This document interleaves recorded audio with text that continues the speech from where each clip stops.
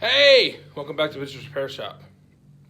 Today, we got parts in for old Otis. Light switch and the thing that turns it. So what we're going to do is today's video, we're going to put this 12-volt light switch where there was a 6-volt light switch with a resistor thing for the alternator. I'll show you.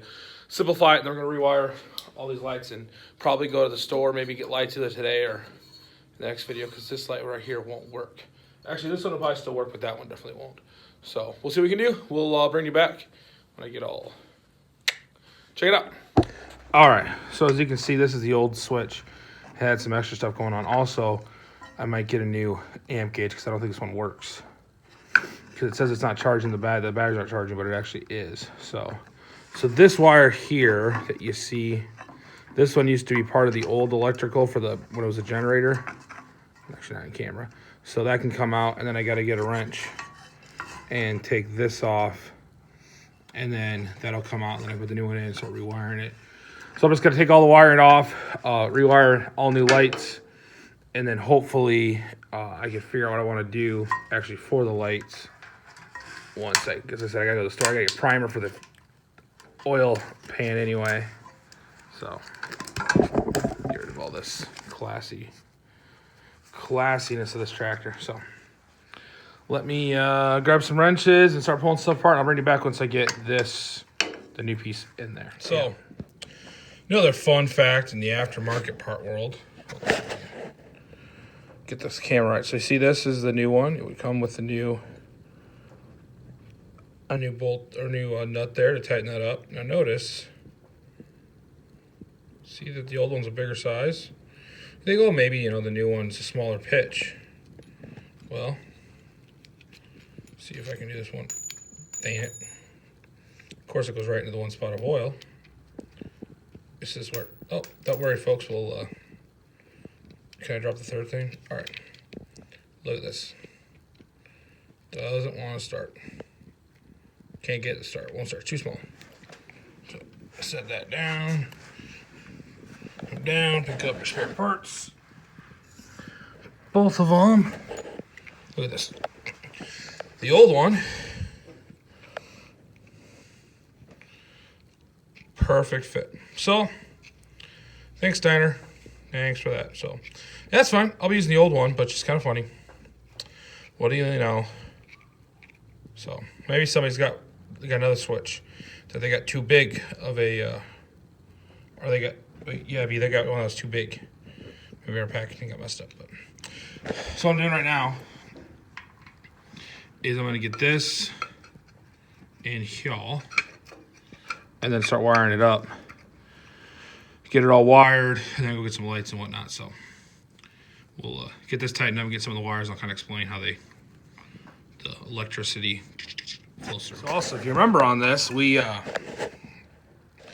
lights were on the outside. Well, it's because this is just literally packed full of garbage. So I've just been using this big long straight pick I got to jam most of it out of there, and hopefully be able to get a wire. Because what I like to do is I like to put one wire all the way through, and then use my needle, get it long enough on both sides, get the needle nose to pull it down, that I can make a 2-to-1 connection. Enough that I can then pop it back up in there so it stays inside there. But I'm still hitting something, so we'll have to get something a little bit longer maybe. Which I have, the next best thing is a big long 1/4 inch extension that'll get me to the center, but it might still be too big to get past so I'll just keep working at it here. So I got one spot where I can go all the way in that deep, but that's only right there. I need to get at least to right there. So we'll keep working on it, and I'll bring you back once I get both wires, and I'll show you what I do there.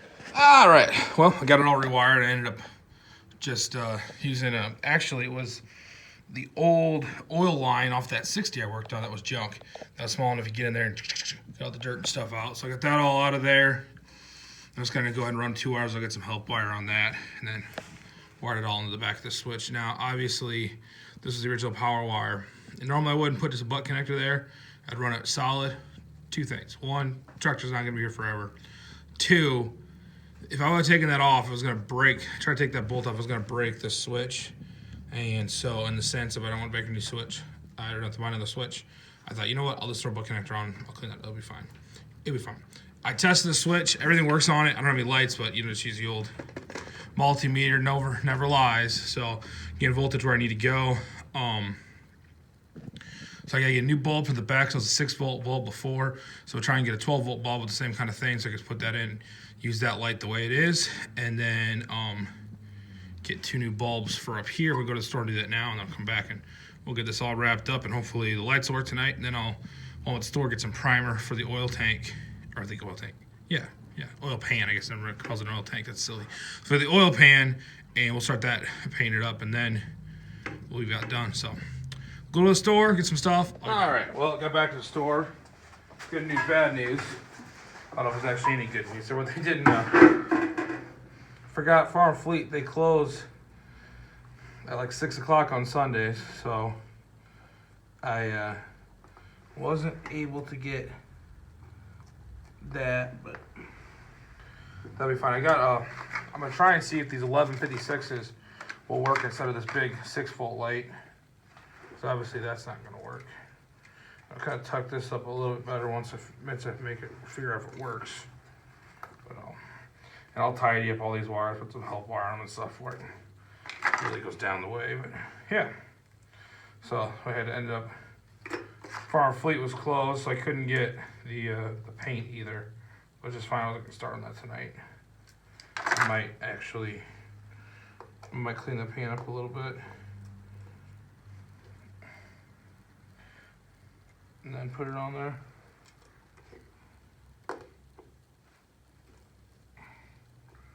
So, but this should hopefully work. I'm trying to use the old fixture.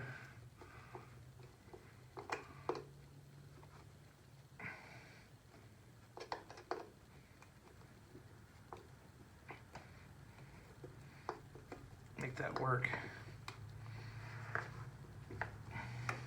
But yeah, yesterday weekend was a fun time. I see Crazy Dave he got the tractor fever. He bought a Super 66. It looks pretty nice. He put a post on that today about that. So that should be kind of cool. Hang on there, let's see if this thing works. Should work, hopefully.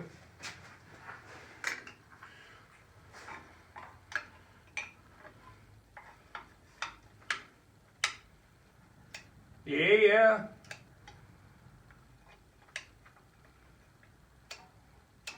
Perfect. Well, I'll say that's a job well done. I'll figure out the light situation for the other ones. I'll bring you. Actually, I'll just rotate you around. And I'll button this all up quick. But yeah. So then we were talking with some of the guys, Shane and obviously Dave, Shane Holst from Holst Farms, or I think it's how it says. He's another got quite a bit of stuff going on YouTube and doing a lot of content on dairy farming, which is always interesting. I think that is that's always cool to see. We're talking about and. Let's go on some live stream. Rick Bork from the Rick Bork channel was discussing doing some kind of a get together this summer. You know, having everybody up and hanging out. I think that would just be a good time. So hopefully we can make something like that happen. So I'd definitely be down to go up to the land of the Great White North, also known as Minnesota, and hang out with all of them. Where is the rest of the parts of this thing? I feel like I'm missing a few things.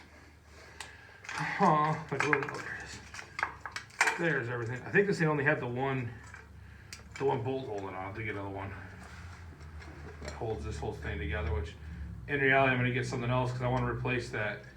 I think I'm going to have to replace that. Whatchamacallit? Oh, the amp meter is going to have to get replaced on it because it is not working. It's not saying it's charging, and I think it's because, but it actually is charging. It's kind of bouncing, so I think something's not right there.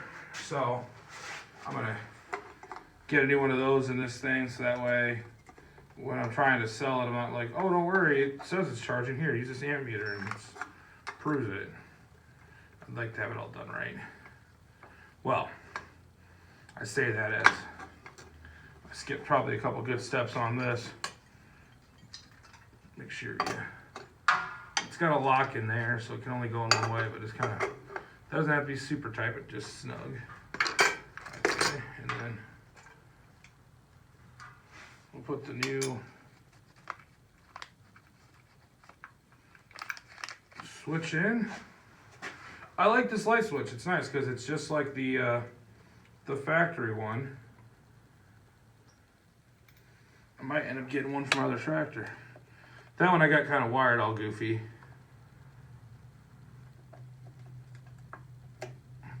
So I might not. Oh, there's the screwdriver. But yeah, so thanks everybody. I got some new subscribers in the last couple of days.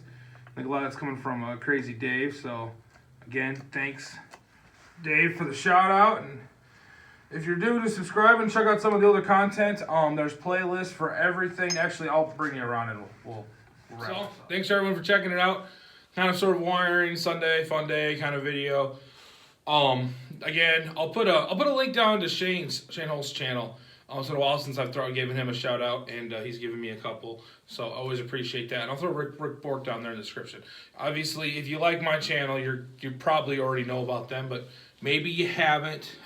Always a good time. But yeah, we're gonna keep rolling right along on this thing. You're gonna probably see a for sale sign or for sale in this one. If you're near the Eastern Iowa, Western Illinois area, and you're maybe interested in this tractor, shoot me a comment. We'll make some talks, and we'll kind of talk about when it's getting ready for sale and all that stuff. But again, thanks for liking and subscribing. You guys know what to do. Share it if you want, and we'll see you all on the next one. Bye.